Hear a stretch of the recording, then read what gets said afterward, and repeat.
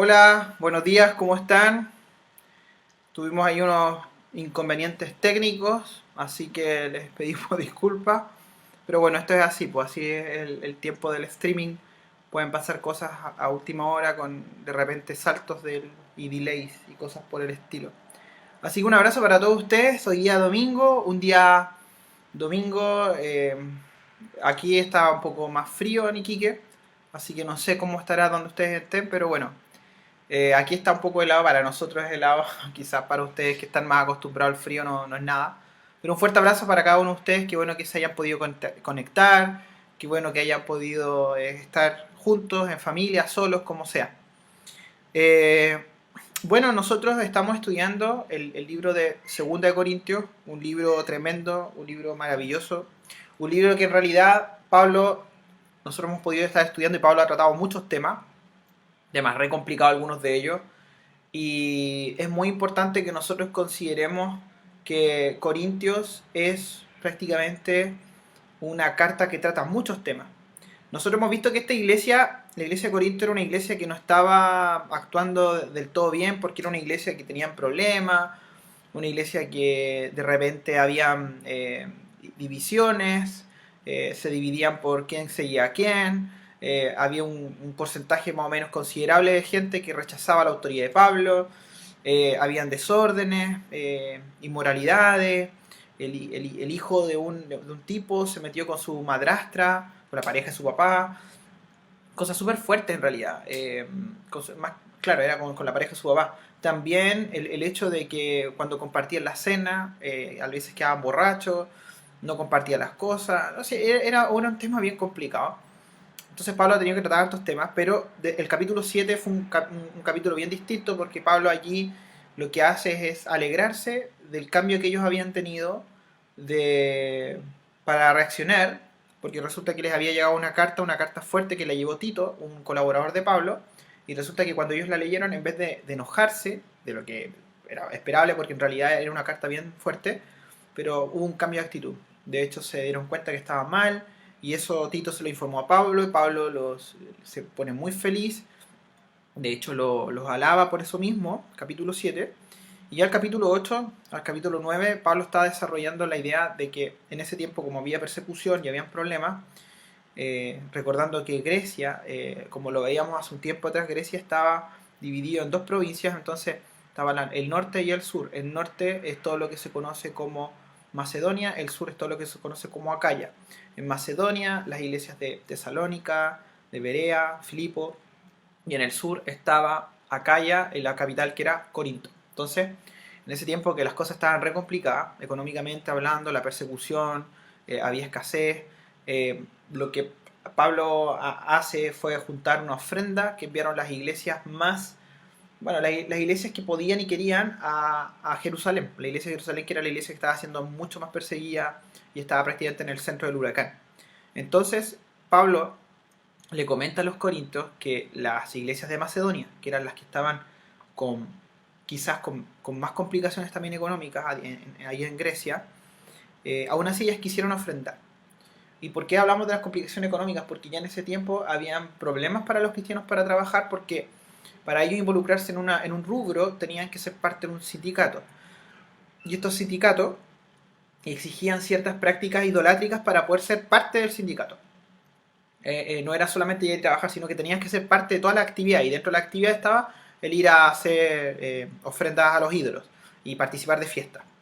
El hecho es que estos hermanos en Cristo no quisieron ser parte de eso, así que claramente empezaron a tener problemas económicos porque no podían trabajar, pero aún así quisieron enviar una ofrenda a las iglesias de Jerusalén. Ellos le rogaron a Pablo que querían mandar una ofrenda a la iglesia de Jerusalén. Y habíamos visto que el carácter de la ofrenda es muy distinto al impuesto.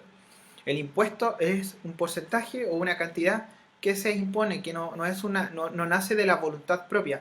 Mientras que por otro lado, la ofrenda es algo que tiene que nacer de la voluntad. Cuando se exige ya deja de ser ofrenda y pasa a ser un impuesto.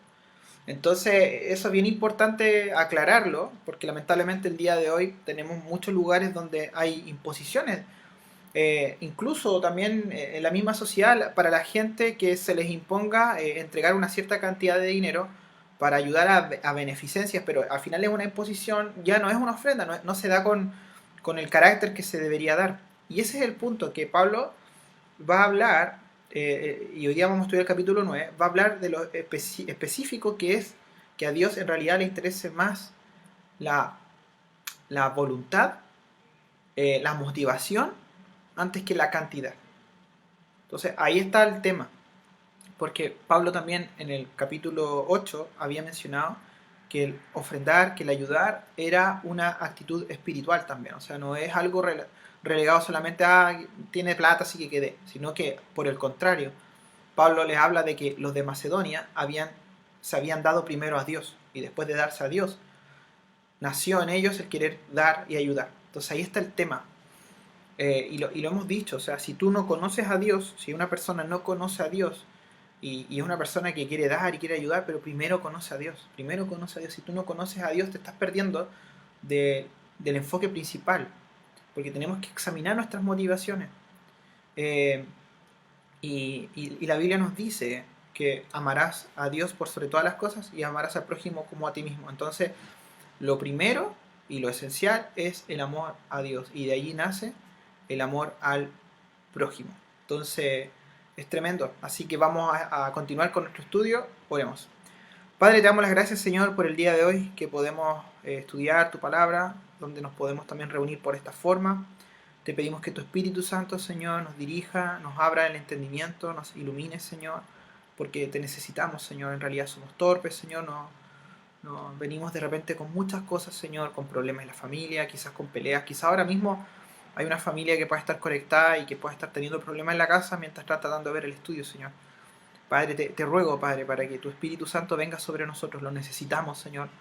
Estamos viviendo estos últimos tiempos, Señor, y necesitamos que tu palabra sea la que nos dirija, Señor, en medio de toda esta tormenta.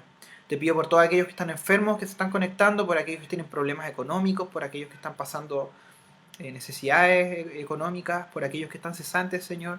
Padre, mira, Señor, nosotros creemos en tus promesas, Señor, y sabemos que cuando nos aferramos a ti, cuando tenemos una relación contigo, cuando somos diligentes con lo que tú nos mandas a hacer, Señor, sabemos que tú, Padre amado, nos pones la certeza y la tranquilidad de que eres un Dios que va a proveer, Señor, y esa tranquilidad tiene que estar en nosotros, Señor. Así que, Padre, te ruego para que trates con el corazón de todos nosotros, Señor, para que calmes las ansiedades que tengas que calmar, Señor, para que frenes los miedos que tengas que frenar, Señor. En tu nombre, amén. Ya, entonces, como decíamos, vamos con sus Biblias, si tienen sus Biblias, acompáñenme, porfa, a 2 Corintios, el capítulo 9. Hoy día vamos a estudiar solamente del versículo 1 al 7, y tal como dice allí el título es dar el cómo por sobre el cuánto, dar el cómo por sobre el cuánto, es decir, las motivaciones por encima de la cantidad, y ese es el tema. Entonces es importante que consideremos eso. Entonces vamos ahí a 2 Corintios, al capítulo 9, vamos a estudiar desde el versículo 1 hasta el versículo 7.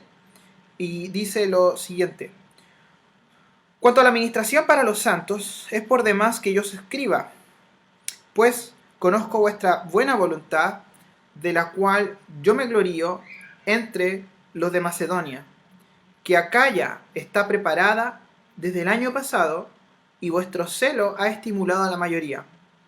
Pero he enviado a los hermanos para que nuestro gloriarnos de vosotros no sea en vano en esta parte, para que, como lo he dicho, estéis preparados. No sea que si vinieren conmigo algunos macedonios y os hallares desprevenidos, nos avergoncemos nosotros, por no decir vosotros, de esta nuestra confianza. Por tanto, tuve por necesario exhortar a los hermanos que fuesen primero a vosotros y preparasen vuestra generosidad antes prometida, para que esté lista como de generosidad y no como de exigencia nuestra. Pero esto digo, el que siembra escasamente, también segará escasamente. Y el que siembra generosamente, generosamente también segará. Cada uno dé como propuso en su corazón, no con tristeza ni por necesidad, porque Dios ama al dador alegre. Entonces es tremendo, porque Pablo aquí menciona un montón de cosas que es importante, y prácticamente Por eso ahí el título, dar el cómo por sobre el cuánto. Había un deseo, los corintios habían expresado un año antes el deseo de dar, ellos lo habían dicho, era algo voluntario. Y Pablo parte diciendo en el versículo 1, cuanto a la administración para los santos. Administración, el servicio, el apoyo, incluso la palabra en griego aquí es el auxilio.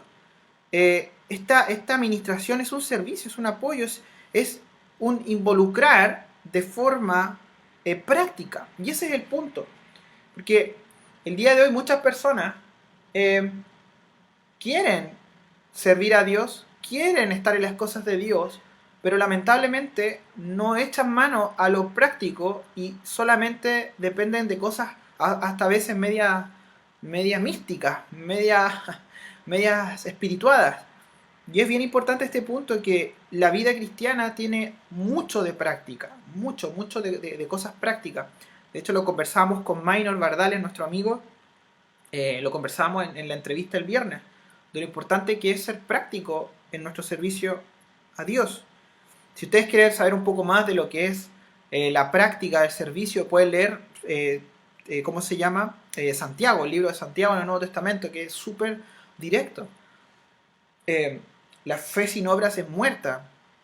Entonces una persona, un cristiano, puede conocer a Dios, puede tener su relación con Dios, pero si esa persona no está viviendo una vida cristiana de forma práctica, lamentablemente está prácticamente dando a entender que no tiene una vida espiritual. Entonces es bien importante ese punto. Nunca podemos separar, eh, no podemos separar la vida práctica, la vida material, con la vida espiritual. Sabemos que mientras más estamos en Dios, mientras más estemos inspirados en Dios y siendo iluminados por su Espíritu, más nuestras vidas lo va a reflejar. Entonces aquí Pablo le está diciendo a estos corintios, en cuanto a la administración, o sea, hay algo práctico. De hecho, mira lo que dice el libro de Hechos, capítulo 11, versículo 29.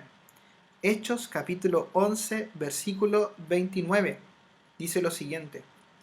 Entonces los discípulos, cada uno, conforme a lo que tenía, determinaron enviar socorro a los hermanos que habitaban en Judea. Entonces, se menciona en el libro de Hechos, que es el libro que narra los primeros tiempos de la iglesia cristiana, después de la ascensión de Jesucristo, menciona una ayuda que se mandó a Jerusalén, conocida en ese entonces también como Judea. Entonces los discípulos, cada uno conforme a lo que tenía, determinaron enviar socorro a los hermanos que habitaban en Judea. Entonces hay una descripción de algo similar. Entonces esto no era algo nuevo, era algo que nacía. Y esto es bien importante. Era algo natural. El amor ágape de Dios hacía que ellos estuvieran también preocupados por lo que estaba pasando con sus hermanos en otros lados. Entonces después dice, es por demás que yo escriba, pues conozco vuestra buena voluntad. Si tú partes leyendo 2 Corintios, te vas a dar cuenta que Pablo trata cosas súper duras con la iglesia. Era una iglesia que incluso cuestionaba su autoridad, una iglesia que no se unificaba en cosas, que estaban divididos. Entonces era una iglesia que tenía hartos problemas. Tenía todos los dones y parece que también tenía todos los problemas. Entonces aquí Pablo, también dentro de su forma y de su estilo, él es medio sarcástico. Es medio sarcástico con los corintios para contarle algunas cosas. Pues de hecho, mira lo que dice aquí en el versículo del 1 al 2, dice, cuanto a la administración para los santos, es por demás que yo os escriba. Si está como está, de más porque yo les escriba. Pues conozco vuestra buena voluntad, de la cual yo me glorío entre los de Macedonia, que acá ya está preparada desde el año pasado y vuestro celo ha estimulado a la mayoría. Entonces fíjate, dice, es por demás que yo os escriba, pues conozco vuestra buena voluntad. O sea, Pablo está utilizando este sarcasmo, esta forma de humor para tomarse esto. En cierto sentido le dice, ustedes ya están listos para ofrendar, está de más hablarlo. Y después dice, de lo cual yo me glorío entre los de Macedonia. O sea, el tema es que si bien los de Macedonia ya habían enviado una ofrenda, incluso pese a las dificultades, pese a todos los problemas, Pablo les habla acerca del deseo de los corintios por ponerse también. O sea, ¿sabes qué? Los de Macedonia enviaron su plata y Pablo ya les había hablado de que los de Corintios también querían ayudar y apoyar. Y dice ahí, de lo cual yo me glorío entre los de Macedonia. O sea, era algo que Pablo le está diciendo, ¿sabes qué? Yo, en cierto sentido, les tiré flores, les tiré flores allá con los de Macedonia. Después dice, vuestro celo ha estimulado a la mayoría. O sea, en buen chileno Pablo también los está palanqueando en buena onda, diciéndole, ¿sabes qué? Ustedes han sido de ejemplo a todos, hasta los de Macedonia. Y ya habían tratado temas re duros, entonces ahora le está diciendo esto. Y es importante entender lo que ahí Pablo mantiene su estilo. También podemos ver nosotros cómo Dios puede utilizar también nuestras formas de ser, pero tenemos que llevar nuestras formas de ser ante la cruz para que sea Él el que también nos enseñe a no pecar en nuestras formas. Ese es el punto. De hecho, pasa mucho de repente hasta con el tema de la seriedad. La Biblia dice que los que están a cargo en una iglesia tienen que ser sobrios. Y es importante que la palabra sobrio no está hablando de serio de alguien sin humor, sin la capacidad de reír. Está hablando de alguien que se tome con harto, de alguien que le ponga mucho interés y ponga todas sus fuerzas por lo que va a desempeñar. O sea, aquel que está a cargo, aquel que es líder, tiene que estar totalmente enfocado a lo que está haciendo. Eh, Tiene que ser diligente. Entonces es bien importante que no perdamos el enfoque de que ser cristiano y servir a Dios no significa no tener humor, que es importante.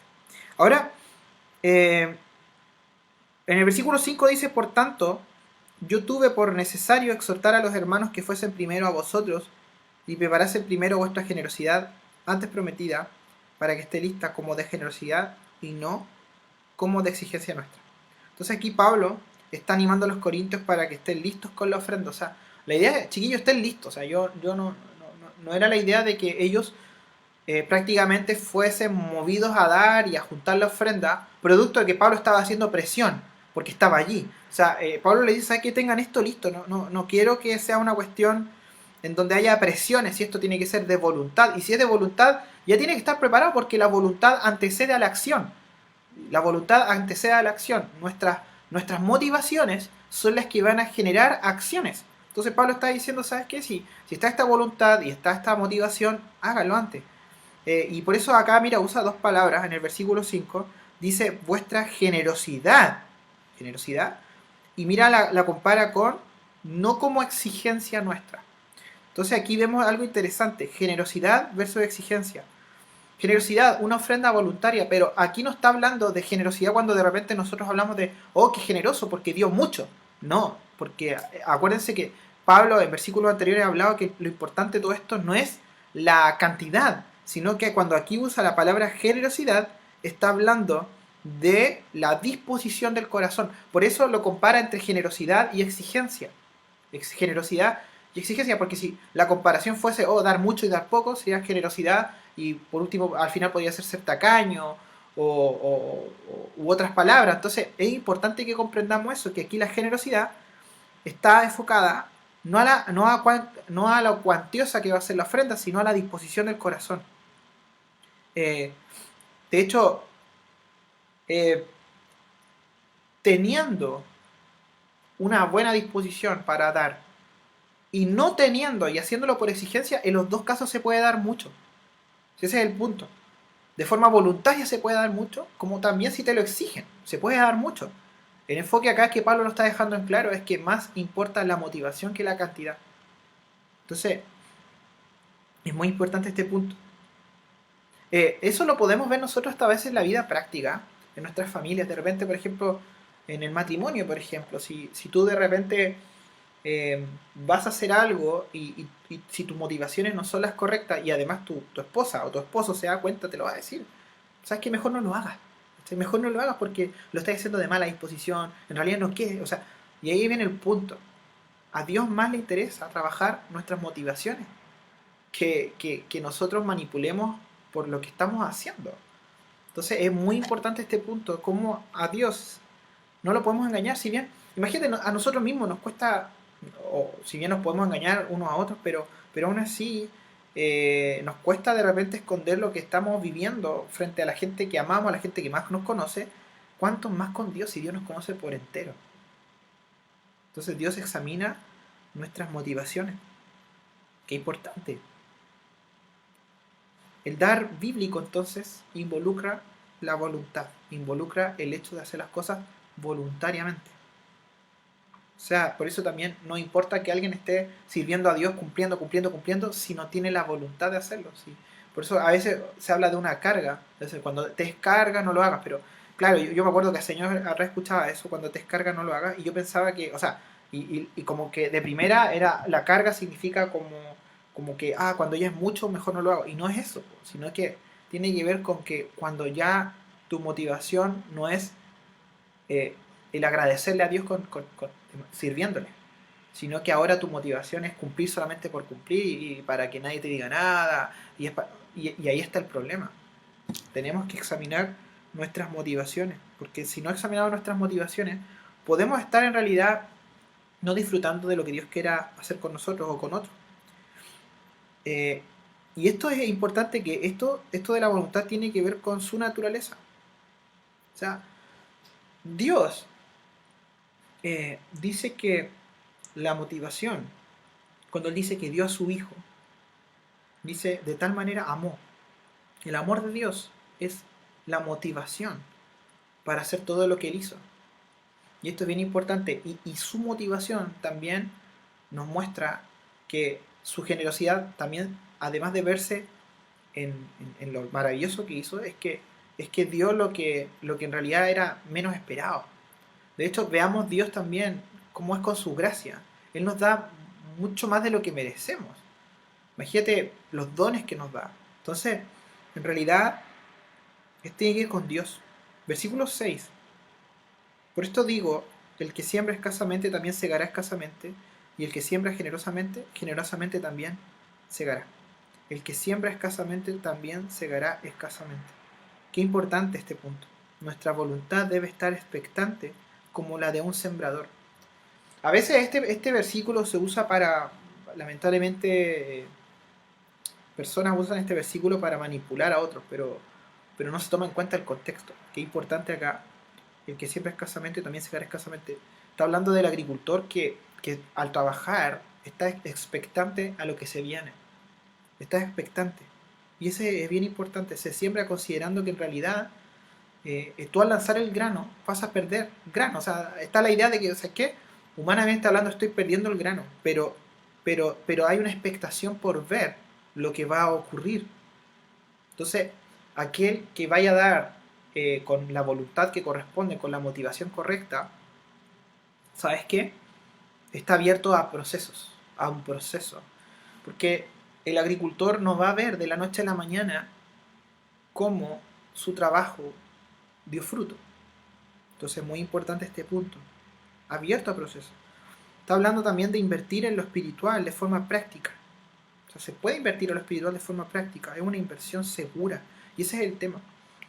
Imagínate que con todo esto que está pasando con el coronavirus, los problemas económicos que hay, las inflaciones que hay en algunos países, eh, las, las caídas de acciones que han habido, o sea, estamos hablando de algo tremendo, de que el ser humano haya invertido en empresas que parecía ser segura y de la noche a la mañana ocurre todo esto.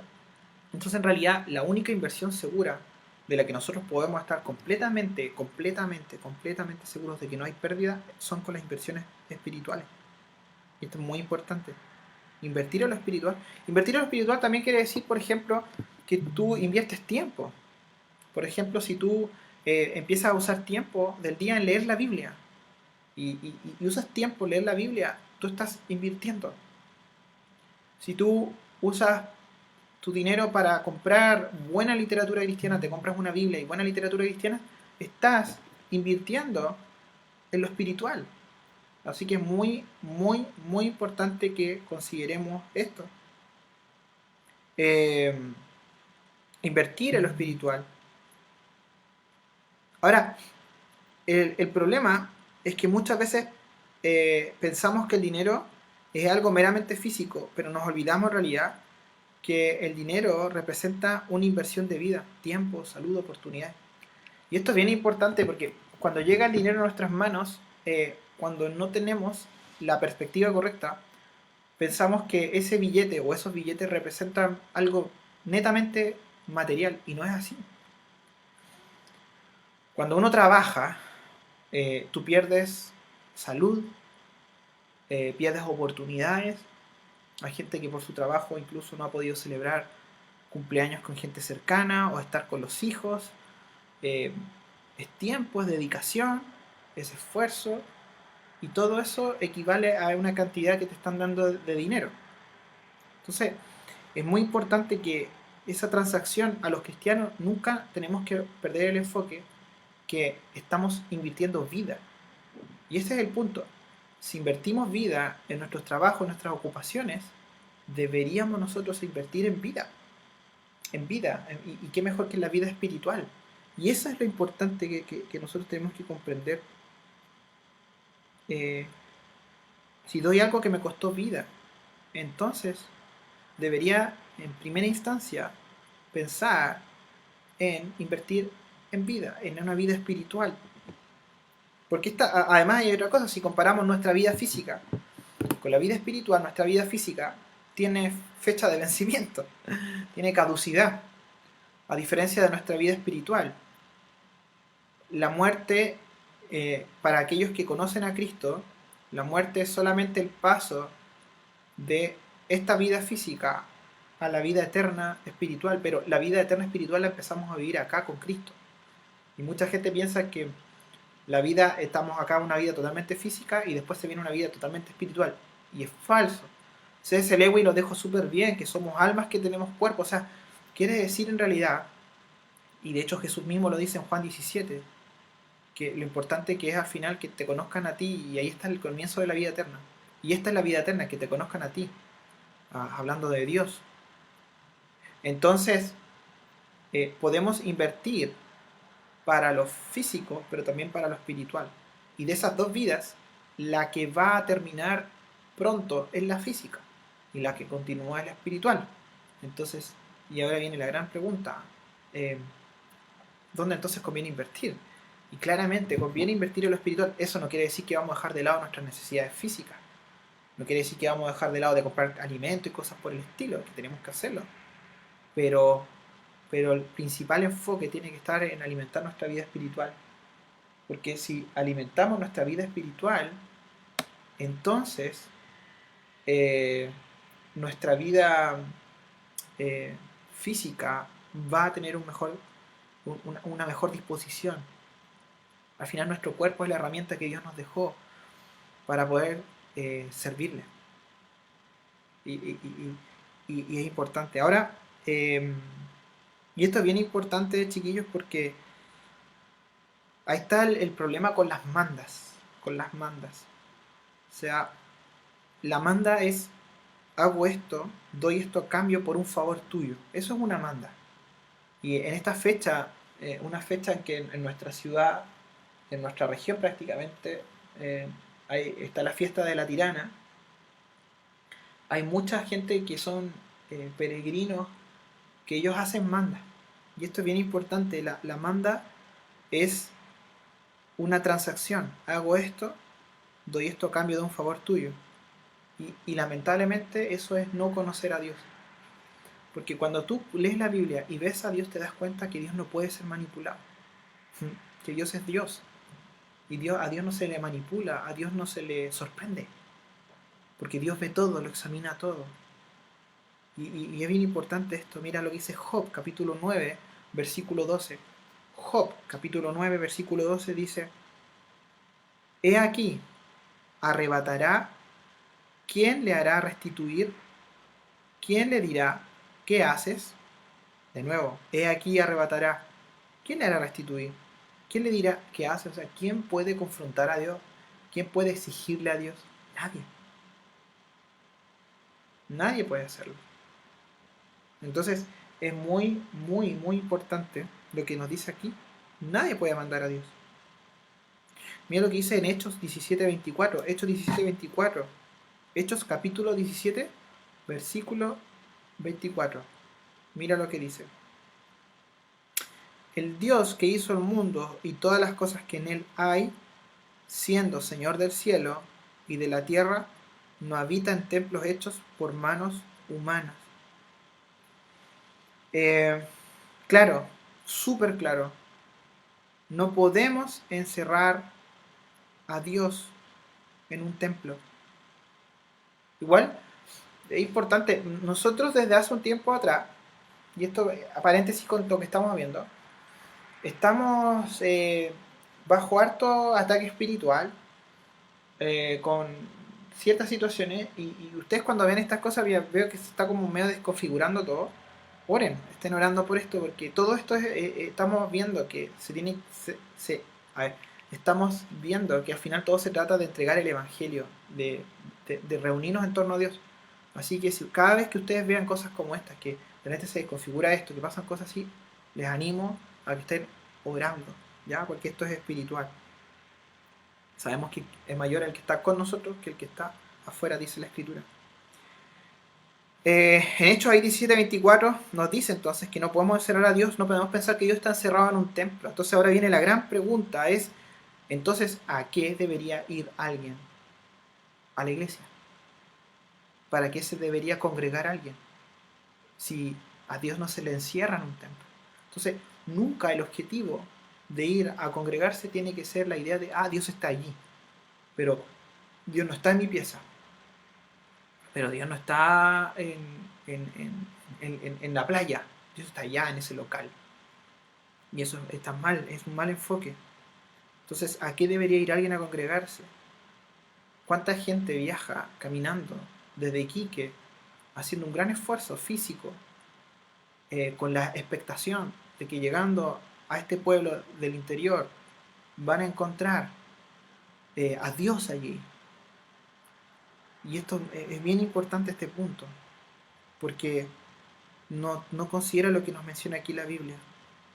A Dios no se le puede encerrar. A Dios no se le puede encerrar, porque Dios es Dios. Entonces, el objetivo central del por qué nos congregamos, vamos a una iglesia, nunca tiene que ser el ir a buscar a Dios. El objetivo central tiene que ser perseverar en la doctrina de los apóstoles, es decir, en la enseñanza de la palabra, en el partimiento del pan, es decir, en recordar y conmemorar la muerte de Jesucristo, en las oraciones, es decir, en orar juntos, ¿ya? Y también en eh, la comunión. Perseverar en la comunión quiere decir que estemos juntos en Cristo, juntos en la fe, teniendo en común a Jesús, abriéndome a la oportunidad de que otros me ministren, yo abriéndome a la oportunidad de servir, de ejercitar mis dones. Para eso nos congregamos. Ahora, en este momento, nosotros no podemos juntarnos en un local, es por esto que estamos viviendo. Pero sí, y esto es bien importante que lo comprendamos, sí se puede servir a Dios. De hecho, les comento, hay gente que sirve a Dios detrás de cámara de diferentes maneras. Hemos tenido una restricción en Facebook que hace que la gente no pueda ver nuestras publicaciones. Entonces, se siguen haciendo publicaciones y la gente, nuestros hermanos y hermanas siguen haciendo las cosas que están haciendo. Por ejemplo, subiendo los afiches, eh, editando cosas. Hay muchas maneras en las que podemos servir a Dios. La oración. Todos podemos orar. Entonces todos podemos servir a Dios. En este momento, si bien no nos podemos juntar y ejercitar de forma face to face nuestros dones, pero sí podemos ejercitarlos desde donde estemos. Entonces, ¿cómo estás sirviendo a Dios? ¿Cómo lo estás haciendo? Y, y- y ahí está el punto. La gente debería ir a un lugar para perseverar en estas cuatro cosas. No para pensar que van a encontrar a Dios allí. Porque a Dios no se le puede encerrar, a Dios no se le puede manipular en el contexto que estamos viendo en Corinto. A Dios no se le puede manipular. Mira lo que dice en Lucas capítulo 1, versículo del 51 al 53. Lucas capítulo 1, versículo del 51 al 53 dice lo siguiente.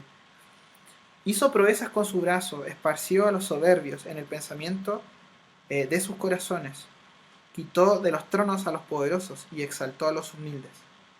A los hambrientos colmó de bienes y a los ricos envió vacíos. ¿Sabes qué? Dios hace lo que quiere, y ese es el tema. Dios hace lo que quiere, Dios es Dios. Entonces, aún así, aquí en estos versículos lo que podemos ver es que nos muestra, dentro de su soberanía, del hecho de que Él hace lo que quiere, nos estaba diciendo en el versículo 6, En el versículo 6, pero digo esto, el que siembra escasamente también segará escasamente, y el que siembra generosamente, generosamente también segará. O sea, también estamos viendo, importante acá, que este Dios que es soberano, que no se le puede mandar, este Dios en su soberanía decide bendecir a nuestras vidas cuando nosotros bendecimos también a otros. Entonces es bien importante este punto. Dios nos quiere bendecir. Es una cuestión que nosotros no entendemos, no hay razones también, si nosotros no hacemos las cosas bien. Porque a Dios no lo podemos manipular con la cantidad que demos, no, Dios a quien quiere bendice. Lo que dice ahí en Lucas, y esto lo mencionó Jesús, en los versículos que acabamos de leer de Lucas, decía allí algo interesante, que nosotros no tenemos que olvidar del enfoque, que a Dios no se le puede mandar. En el 53 de Lucas 1 dice, a los hambrientos colmó de bienes y a los ricos envió vacíos. O sea, dice allí, ¿sabes qué? Dios dio abundancia a los que tenían hambre, pero a aquellos ricos los vació, los dejó sin nada. Dios hace lo que quiere. A, bendecirnos materialmente y espiritualmente, cuando bendecimos a otros, es parte también de su soberanía. No es porque esté obligado, es su soberanía. Él quiere, lo hace. Ahora, Mateo 19, 29.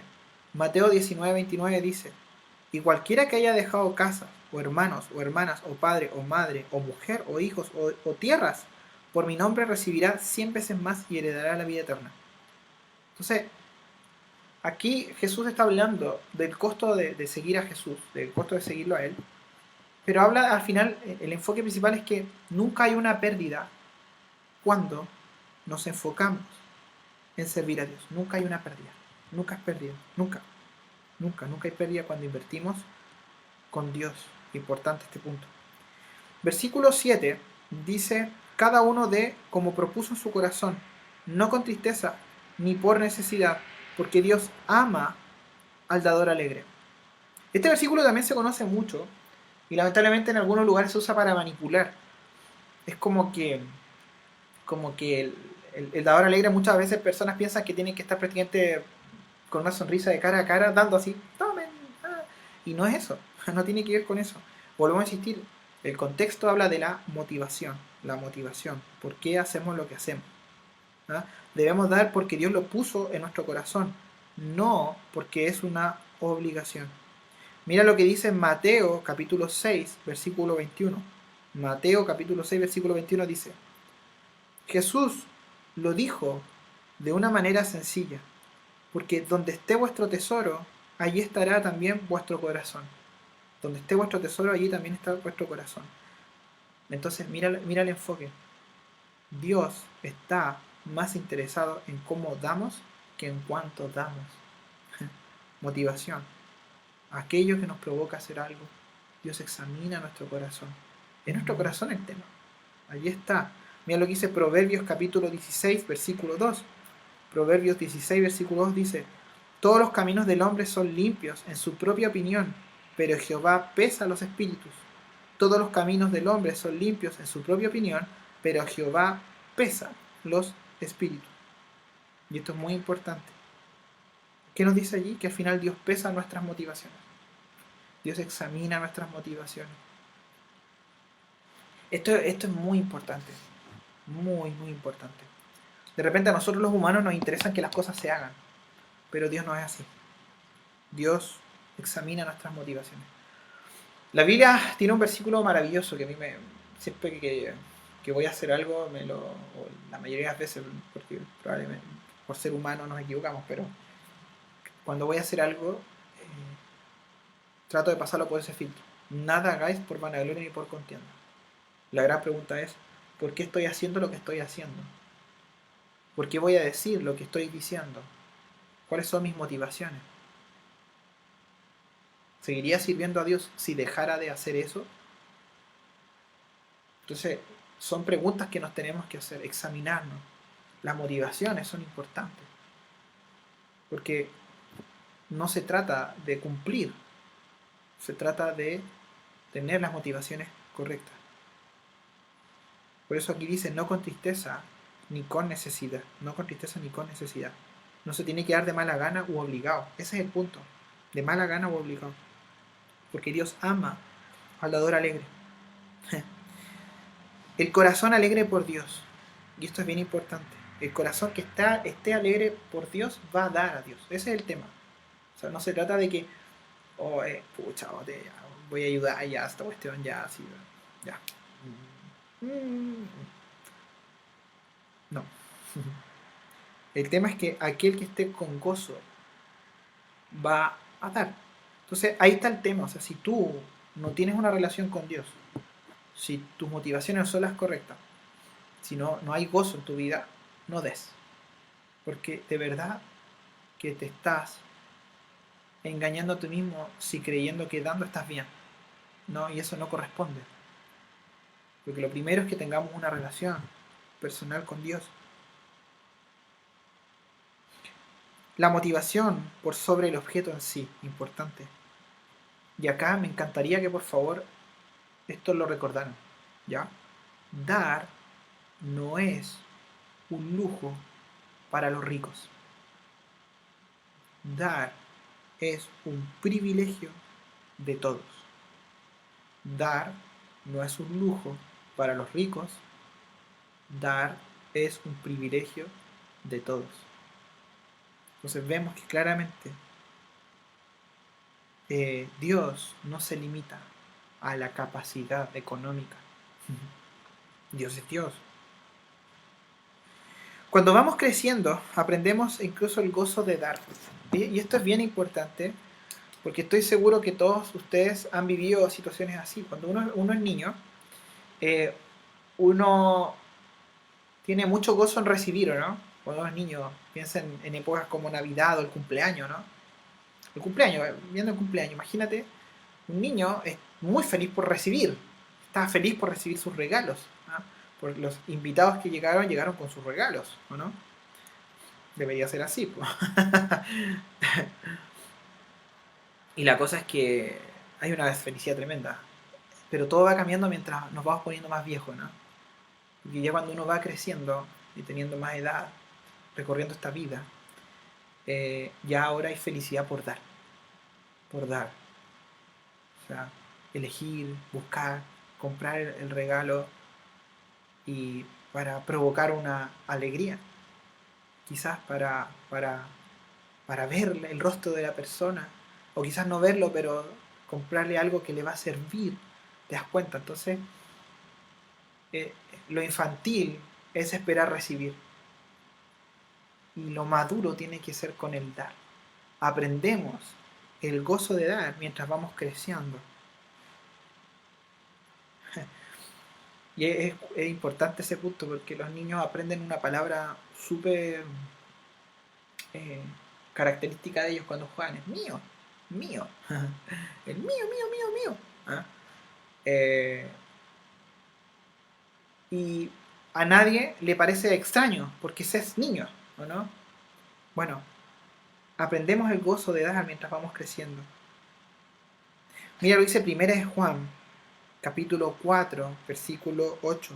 Dice, el que no ama no ha conocido a Dios, porque Dios es amor.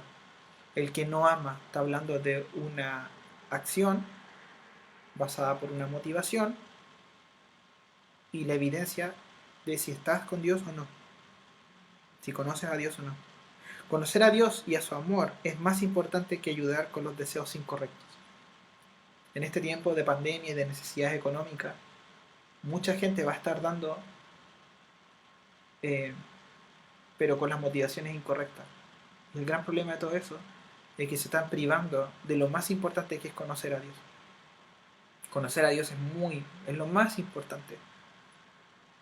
Fíjate que esta enfermedad nos está mostrando cómo rápido puede cobrar la vida de alguien y en el momento que muera, la persona va a ir o al cielo o al infierno no en base a cuánto dio y a cuánto ayudó, sino a si tiene una relación personal con Jesús. Y ahí está el tema. Nos podemos engañar en nuestras vidas ayudando a media gente y teniendo nuestra alma en perdición. Tenemos que conocer a Dios y eso amor. Eso es más importante que ayudar con los deseos incorrectos. Mateo capítulo 7, versículo del 22 al 23, ya para ir terminando. Mateo capítulo 7, versículo del 22 al 23 dice, y aquí está hablando Jesús, hablando de algo increíble que va a pasar, dice, porque esto va a pasar, Mateo 7, 22 al 23. Muchos me dirán en aquel día, Señor, Señor, ¿no profetizamos en tu nombre? ¿Y en tu nombre echamos fuera demonios? ¿Y en tu nombre hicimos muchos milagros? Y entonces les declararé, nunca os conocí, apartados de mí, hacedores de maldad. Tremendo, tremendo. Podemos hacer muchas cosas. Podemos prácticamente pretender salvar el mundo entero. Pero si no conocemos a Dios, estamos perdiéndonos de lo más importante. ¿Cómo podemos manchar las buenas obras transformándolas en malas solamente por no conocer a Dios? Si eres una persona que te gusta ayudar, pero no conoces a Dios, te animo. Conoce a Dios, entrégate a su palabra, conócelo. Eh, Llega a tener una relación personal con Él. Esto es obra de su gracia, es obra de su Espíritu Santo, para que lo que estés haciendo no esté manchado, para que las obras que estás haciendo y lo que quieres hacer por otros estén con las motivaciones correctas. Yo no dudo que pueda haber una preocupación por la gente, pero Dios tiene que llenar tu corazón para que cuando tú des haya gozo, haya amor, el amor ágape. Porque el único que ha dado sin esperar nada a cambio es Dios. Dios dio a su Hijo.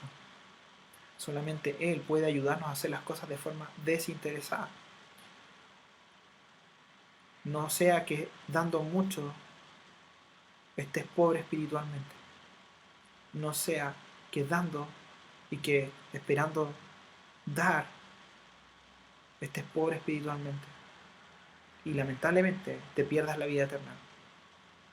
Lamentablemente lo que estés haciendo esté manchado por las motivaciones incorrectas. Mientras otros van a disfrutar lo que tú estás dando, tú en tu casa vas a tener amargura, vas a estar con tu corazón en el lugar incorrecto. Se puede estar haciendo muchas cosas, pero aún así estás perdido. Entonces, Dios quiere que demos, claro que sí, pero primero quiere que entreguemos nuestras vidas a Él, para que recibamos de Él la fuerza para que nuestras motivaciones sean en Cristo y para que su Espíritu Santo nos dé la fortaleza para poder hacer lo que tenemos que hacer. Y tú me puedes preguntar, ¿y por qué es importante que conozca a Dios? Bueno, es importante porque fuiste creado para tener una relación personal con Dios. Fuiste creado para tener una relación personal con Dios. Y a veces ese descontrol por llenar tu vida con cosas es solamente el intento por llenar ese vacío que hay en ti, que solo Dios puede llenar. Te animo a que abras a Dios. De aquellos que somos hijos de Dios, examinemos siempre nuestras motivaciones y veamos si lo que estamos haciendo en realidad es guiado por Dios o es algo que en realidad queremos mandar un mensaje, una indirecta. No. Oremos. Padre Señor, te damos las gracias por este día, gracias porque eres un Dios bueno, Señor. Gracias porque tu palabra se puede seguir entregando a pesar de todo lo que está ocurriendo, Señor. Padre, y te pedimos por todo esto que estamos viviendo prácticamente todos los domingos, Señor. Siempre hay cosas que pasan y estamos claros que esto va a ser así siempre, Señor, pero también sabemos que hay cosas que ya son más extrañas de las que deberían ser, Señor. Tu palabra nos dice que mayor es el que está en nosotros que el que está afuera. En tu nombre, Señor, te pedimos que tomes el control de todo esto, Señor, para que más puedan escuchar de ti, Señor. Padre, te pedimos también por los que nos están escuchando, en especial por aquellos que no te conocen, por aquellos que en este tiempo de pandemia probablemente se sentaron a escuchar este estudio, a pesar de las interrupciones, a pesar de las cosas técnicas, Señor, pero aún así recibieron tu palabra. Te ruego para que tu Espíritu Santo siga hablando a sus corazones, para que ellos te puedan conocer y para que puedan orar, Señor, para que puedan dar este paso. De orar tan simple como esto: Señor, vengo delante de ti tal como soy, reconociendo que he sido un pecador y que he fallado. Arrepentido, Señor, me entrego en tus manos. Dame esa nueva vida que solamente tú me puedes dar. Enséñame a vivir. Gracias, Señor, porque tú me recibes, aún siendo pecador. Gracias, Señor, por tus promesas que no fallan, aunque yo falle. En tu nombre. Amén. Así que, Padre, te rogamos para que todas esas personas que no te conocen y que están escuchando el estudio o van a escuchar otros estudios, Señor, puedan entregarse a ti. Y también por nosotros, Señor. Ayúdanos a que nuestras motivaciones estén en el lugar correcto, Señor. Y te pedimos perdón por cuando muchas veces no es así. Tú tratas con nosotros y nos hablas claramente, nos enseñas, nos corriges, Señor. Pero perdónanos, Padre, perdónanos por de repente tener las motivaciones incorrectas para hacer las cosas que parecen ser buenas, Señor. Padre, te pedimos por aquellos que están enfermos para que tú los sanes, Señor. Para que tú puedas obrar en sanidad en sus vidas, Señor. Por aquellos que tienen problemas económicos para que puedan recibir de ti, Señor. Pero primero pudiendo conocerte de forma personal, Señor. Tú puedes usar nuestra pobreza económica, nuestra riqueza económica, Señor, para que te conozcamos. Tú no estás limitado a un estereotipo. Tú eres Dios y eres soberano. Gracias porque podemos dar, gracias porque podemos ayudar a otros, Señor. Y te pedimos por este tiempo también el que la gente de nuestra ciudad, Señor, en especial, quieren ir a estas fiestas religiosas, Señor, que por años ha sido tradición. Yo de niño fui una fiesta cultural, para algunos algo más cultural que religioso, Señor.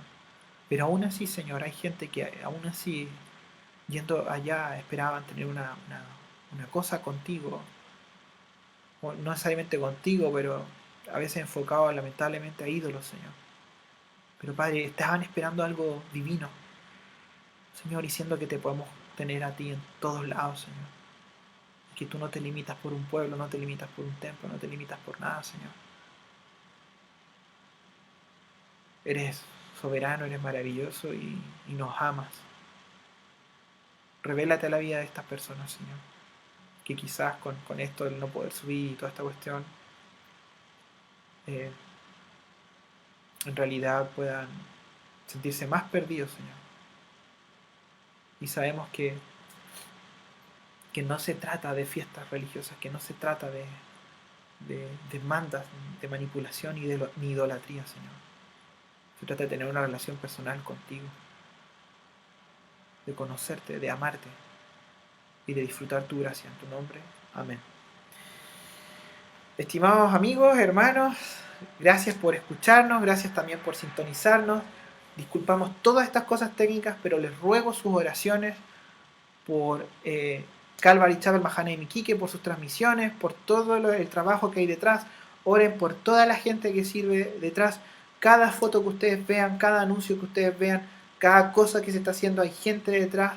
Hay hermanos en la fe poniéndole todo el empeño, así que estemos por favor orando por ellos. Les ruego que si ustedes quieren servir en esto, oren por ellos. Si ustedes quieren participar de la oración que hacemos los días lunes, también escríbenos en inbox para que puedas participar de la oración y puedas estar con nosotros vía Zoom, orando los lunes a las 8 de la tarde. Así que te animo a que si quieres ser parte de la oración, háblanos, y si quieres prácticamente que oremos por algo en especial, tienes una petición, también puedes mandarla para que nosotros estemos orando por ti. Queremos orar por ti, queremos orar por tu familia. Así que envíanos tus peticiones de oración. También, y es bien importante esto, sigamos firmes en la fe. Si tú hiciste una oración a Dios y es la primera vez que te estás abriendo al amor de Dios, bienvenido a la familia de la fe. Sigue creciendo, sigue conectándote, sigue leyendo la Biblia. Empieza a hacerlo, digo sigue, pero si es la primera vez que lo vas a hacer, comienza a leer la Biblia, comienza a orar, conéctate, no pierdas el enfoque. Para conectarte vaya a tener un montón de dramas, el enemigo se va a poner tremendamente para que tú puedas congregarte, y no porque sea yo, porque yo soy un miserable hombre igual que tú, soy alguien que necesita a Dios desesperadamente. Se trata de cuando vamos a su palabra, cuando vamos a su palabra. Lo importante es su palabra. Yo la expongo solamente, la pongo allí, pero yo también la necesito. Yo también necesito seguir aferrándome a la fe, porque soy un hombre débil igual que ustedes. Así que también, porfa, oren por mí, porque vaya que soy torpe y estúpido. Así que un abrazo para cada uno de ustedes y nos estaríamos encontrando el día lunes en la oración si nos acompañas, el día miércoles en el estudio de Proverbios y el otro domingo. Y sigamos orando para que Dios siga preservando esto que hacemos, estos de streaming, porque en realidad sabemos que hay harta oposición, pero es porque estamos entregando el Evangelio y el Señor tiene el poder de frenar esto en el momento que Él quiera, porque Dios es Dios. Así que nos estamos encontrando y vamos ahora con la alabanza final. Chao.